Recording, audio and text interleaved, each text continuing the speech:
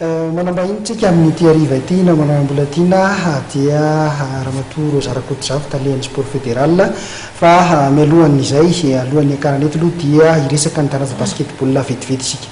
Ny mbola mitoy ihany ny fifaninanana Afro Basket Tour antsika malagasy ka nidingan'ny ampaefadalana tanterana tamin'izao faran'ny herinandro zao teny amin'ny kianjan'ny tafy Mahamasina sy ny teny amin'ny lapan'ny fanatanjahantena teny Mahamasina teny ihany fanindran-dalana tamin'izay ihany koa nefa dia nanao lalao fanomanantena ny ekipam-pirenena malagasy latsaky ny 20 taona ka niatrika fifaninanana niaraka tamin'ny ekipa telo tamin'ity herinandro ity ihany.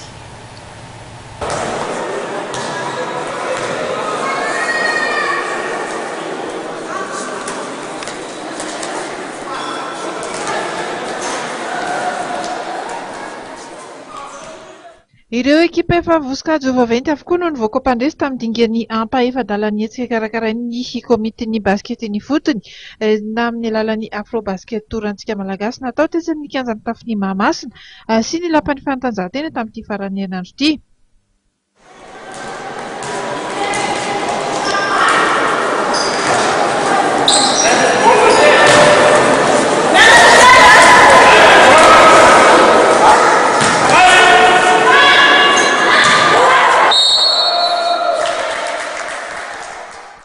Anisan'izany ny ekipan'ny JCSA izay nandresy ny ekipan'ny Hibatima tamin'ny saina 70-70 any sokajy senior vehivavy.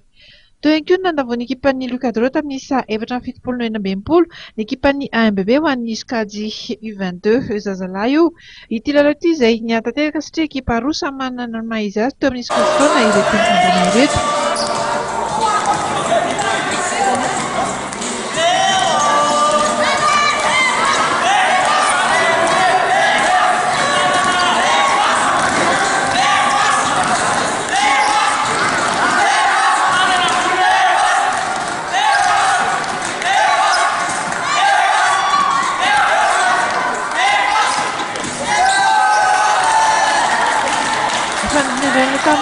Ampaefadalan'ny Afro Basket Tour antsika malagasy ihany koa dia nisy ny lalao fanomanana ny ekipam-pirenena malagasy latsaky ny 20 taona amin'ny fiatrehan'ny Afro Basket Men U18 ny raikatra amin'ny 10 aogositra ho amin'izao. Ekipa telo avy eo amin'ny NAR dia ny Sebam, ny GNBC ary ny SOE no nanome tsapa ny zandrikely etamety. Tsy aivina fa nifandona avokoa ireto ekipa efatra ireto mialohan'ny nantanterahana ny manasadalana ny andron'ny asabotsy. Taorian'ny manasadalana dia ny ekipam-pirenena malagasy ny ekipan'ny Sebam no tafita amin'ny famaranana. Amin'izao fotoan'izao moa dia mbola mandeha io lalao famaranana io eny amin'ny kianjan'ny tafin'ny Mahamasina. Hatreo amin'ny fialan-tsasatra dia nitarika tamin'ny isa 990 ny ekipam-pirenena latsaky ny 20 taona.